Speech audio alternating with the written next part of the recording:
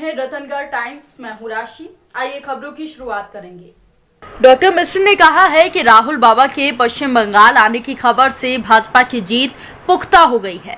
Doctor मिश्र ने कहा कि बाबा साहेब भीमराव अंबेडकर के पंच तीर्थों का निर्माण भाजपा ने कराया, वो चाहे महू का हो, नागपुर का, महाराष्ट्र के मुंबई का हो, दिल्ली का हो या फिर विदेश का।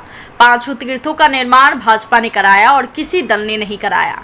उन्होंने कहा कि भाजपा सबका साथ सबका विकास पर भरोसा करती है, वो चाहे किसान सम्मान निधि की बात हो, आयुष्मान भारत योजना की बात हो, उज्ज्वला योजना की बात हो। भाजपा ने किसी जाति नहीं पूछी और सभी को समान दृष्टि से देखा। डॉक्टर मिश्र ने कहा कि दूसरे दल सिर्फ अनुसूचित जाति को वोट बैंक समझते हैं। 34 साल से कम्युनिस्ट ने राज किया, फिर टीएमसी ने राज किया। 1977 से पहले कांग्रेस ने राज किया, तब विकास क्यों नहीं हुआ। उन्होंने कहा कि भाजपा को एक बार देख लिया जाए, इसलिए दीजिए क्योंकि भाजपा ने जो कहा सो किया। भाजपा ने कहा था कि 370 हटाएंगे, वो हटा दी। भाजपा ने कहा था कि राम मंदिर बनाएंगे, वो बन रहा है। भाजपा ने किसान सम्मान निधि पश्चिम बंगाल भेजी, आखिर क्यों किसानों तक नहीं पहुंची। उन्होंने कहा कि भाजपा ने आयुष्मान योजना के लिए गरीबों को कई लाखों और रुपए भेजे, लेकिन कोरोना काल में भाजपा ने अपने गरीब भाई बहनों के लिए 1 रुपए किलो अनाज भेजा। आखिर उसे कौन खा गया? टीएमसी इसका जवाब दे। साथ ही कहा कि बंगाल को टीएमसी ने कंगाल कर दिया है। बंगाल आध्यात्मिकता के लिए जाना जाता था, बंगाल की संस्कृति के साथ क्यों कार्य नहीं किया गया? आखिर उसे कंगाली की तरफ क्यों धकेल दिया गया? डॉक्टर मिश्रा ने कहा कि ममता दीदी बार बार हम सभी लोगों को बाहरी कहती हैं, तो रोहिंग्या कौन है, इसका जवाब ममता दीदी दें। वहीं उन्होंने कहा कि संविधान निर्माता और सामाजिक न्याय के प्रणेता भारत रत्न बाबा साहेब अम्बेडकर की जयंती पर आसनसोल उत्तर विधानसभा के शीतला वो पहुंचे, जहां पर उन्होंने अम्बेडकर की मूर्ति पर माल्यार्पण किया और श्रद्धांजलि दी। इस अवसर पर आसनसोल उत्तर के भाजपा प्रत्याशी कृष्णेंदु मुखर्जी उपस्थित रहे और भारी संख्या में लोग उपस्थित रहे।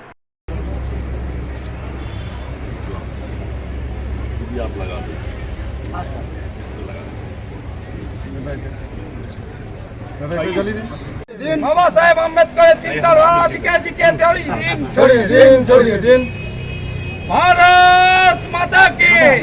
मैं भी ममता दीदी की एक प्रत्याशी है, उनका बयान सुन रहा था। महिला प्रत्याशी है, वो 2-3 दिन पहले ही का बयान है। जय श्री राम, एक ही नारा एक ही नाम, जय भीम जय भीम। प्रारंभ कर रहे हैं और इसलिए मन प्रसन्न भी है। जब इन्होंने कहा कि कार्यक्रम में आना है तो मेरे मन को भी अच्छा लगा। हम अपने यहां भी महू में बाबा साहब की जन्मस्थली पर बहुत बड़ा तीर्थ बनाया है भारतीय जनता पार्टी के लोगों ने। वैसे तो पंच तीर्थ जो बनाए हैं बाबा साहब के, वो भारतीय जनता पार्टी ने ही बनाए हैं और किसी दल के लोग ने नहीं बनाए। महू का तीर्थ हो, वो नागपुर का हो, वो महाराष्ट्र में मुंबई का हो, दिल्ली का हो या विदेश का हो, पांचों तीर्थ का निर्माण भारतीय जनता पार्टी की सरकारों ने ही किया है, किसी और ने नहीं किया। लेकिन भारतीय जनता पार्टी मित्रों जो अपने घोषणा पत्र में कहती है वो करती है। हम पहली बार इतनी ताकत के साथ में लोकसभा के बाद आपके बीच में लड़ रहे हैं। आप सोचे जरा, ये पश्चिम बंगाल की बदहाली का जिम्मेदार कौन है? बंगाल को कंगाल किसने कर दिया? यह 32 साल 34 साल कम्युनिस्ट पार्टी की सरकार रही। 10 साल से दीदी है, 44 साल हो गए और उसके पहले 1977 के पहले यहां कांग्रेस की सरकार थी। ये तीनों पार्टियां वोट मांग रही हैं। आज तो राहुल गांधी आ गए, कोई कह रहा था मुझसे। अभी तक तो हमारी सरकार तो बनी रही थी, पर राहुल गांधी आने के बाद जीत सुनिश्चित हो गई। ये पक्का हो गया कि राहुल गांधी आ गया, अपना काम हो गया। कहावत है ना, जहां जहां संत मठा को जाए, भैंस पड़ा दो ही मर जाए। ये स्थिति यहां पर है चारों तरफ भारतीय जनता पार्टी का मृत्यु वातावरण। मेरे से आज एक पत्रकार पूछ रहे थे कि क्यों परिवर्तन दिख रहा है आपको।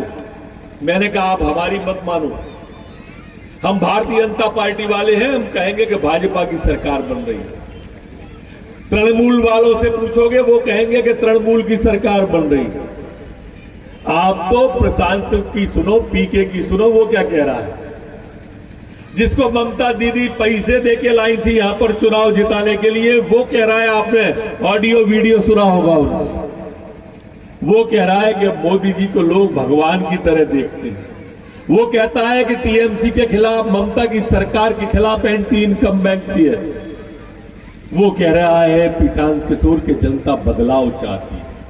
हम कहते हैं कि छोड़ दो, हम तीनों की मत मानो, आप तो सीधे जनता से संपर्क करो।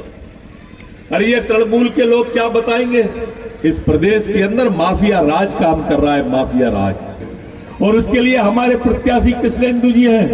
ये आपके बीच के प्रत्याशी हैं। गांव गरीब किसान की, झुग्गी झोपड़ी के इंसान की और महिलाओं के सम्मान की मदद करने वाला अगर कोई व्यक्ति है तो वो कृष्णेंदु है। भारतीय जनता पार्टी के मोदी जी, अमित शाह जी, नड्डा जी ने कृष्णेंदु को पसंद बताया।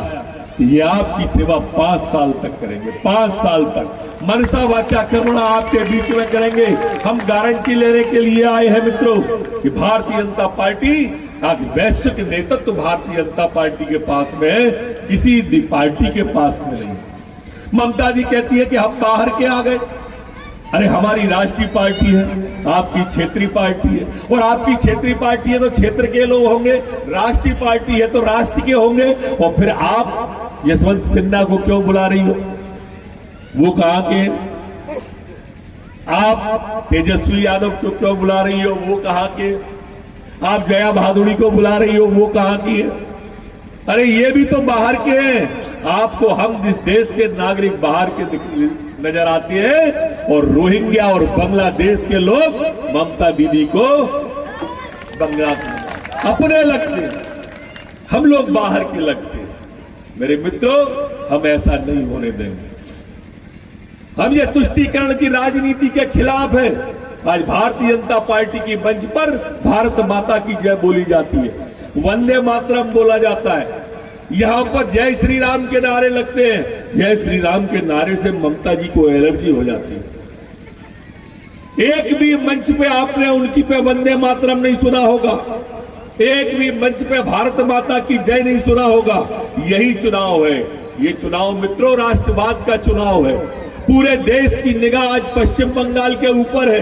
5 राज्यों के चुनाव हो रहे हैं, और जब टीवी खोलोगे तो चर्चा पश्चिम बंगाल की होगी, पश्चिम बंगाल। आप स्थिति देखिए, चाहे केजरीवाल हो, चाहे ममता बनर्जी हो, चाहे ये कम्युनिस्ट वाले हो, ये कम्युनिस्ट पार्टी के लोग जब जेएनयू में नारे लगे थे तो सबसे पहले पहुंचे थे। ये ममता बनर्जी ने सबसे पहले समर्थन दिया था। ये क्यों समर्थन देती है। भारत तेरे टुकड़े होंगे इंशाअल्लाह, इंशाअल्लाह। भारत की बर्बादी तक जंग हमारी जारी रहेगी। अफजल हम शर्मिंदा है, तेरे कातिल जिंदा है। तुम कितने अफजल मारोगे, हर घर से अफजल निकलेगा। इसका समर्थन ममता बहन करती है, और हम समर्थन करते हैं और कहते हैं कि हम घर में घुस के मारेंगे जिस घर में अफजल निकलेगा। हमारी बात एकदम साफ है। ये ममता क्यों विरोध करती है। भारत की सेना पाकिस्तान के अंदर घुस के सर्जिकल स्ट्राइक करती है तो ममता बनर्जी विरोध करती है। क्यों। सेना पर सवाल उठाती है। भारत की सेना पाकिस्तान के अंदर घुसकर एयर स्ट्राइक करती है, ममता बनर्जी सवाल उठाती है। भारतीय जनता पार्टी 370 कश्मीर में समाप्त करती है, सवाल उठाएगी, आप देख लेना अभी। और इसलिए मेरे मित्रों, मैं प्रार्थना कृष्णेंदु जी के लिए करने आपके बीच में आया हूं, एक नम्र निवेदन करने आया हूं कि इस बार आप बंगाल में डबल इंजन की सरकार बनाओ। पहली बार आप राष्ट्रवादी सरकार बनाओ जिसमें कृष्णेंदु बैठे होंगे, आपकी चिंता कॉन्स्टिट्यूएंसी की कर रहे होंगे, गरीब की चिंता कर रहे होंगे, मजदूर की चिंता कर रहे होंगे, गांव की चिंता कर रहे होंगे, और मोदी जी के साथ में बैठकर, हम लोगों के साथ में बैठकर आपका विकास करेंगे। आप कमल का बटन दबाएं। बहुत बहुत धन्यवाद। सुना आपने मध्य प्रदेश के स्वास्थ्य मंत्री चौधरी को, जो मध्य प्रदेश में सारी व्यवस्थाओं की बात कहकर जनता को बेवकूफ़ बना रहे हैं। जबकि वास्तविकता सुनिए हॉस्पिटल के डॉक्टर की जुबानी मध्य प्रदेश के स्वास्थ्य व्यवस्थाओं की अव्यवस्था की कहानी। सर, वर्तमान में रेमडेसिविर इंजेक्शन और ऑक्सीजन को लेकर क्या स्थिति है आपके कोविड अस्पताल के अंदर? देखिए, ऑक्सीजन जो है तो है, हमें कल से थोड़ा मिलना स्टार्ट हो गई है और हमारी गाड़ी जो गई है 4 घंटे से लाइन में लगी है, तो ऑक्सीजन तो मिल जाएगी। परंतु रेमडेसिविर की स्थिति इतनी ख़राब है कि हम 36 डिमांड देते हैं, तब हमको 4 दिन में 2 इंजेक्शन मिल पाए हम लोगों को। अब हमने पेशेंट्स को ये ऑप्शन दे दिया कि आप रेमडेसिविर लाएँ, तभी हम आपका मरीज जो है भर्ती करेंगे और इंजेक्शन उसको लगा पाएंगे। हमारे हॉस्पिटल को जो है वो इंजेक्शन जो है मिल नहीं पा रहा है। ऐसे ही हमारे नहीं, भोपाल में जितने भी हॉस्पिटल है सबकी स्थिति यही है, रेमडेसिविर की उपलब्धता बिल्कुल नहीं हो पा रही है। रतनगढ़ टाइम्स में फिलहाल इतना ही। मुझे दीजिए इजाजत। नमस्कार।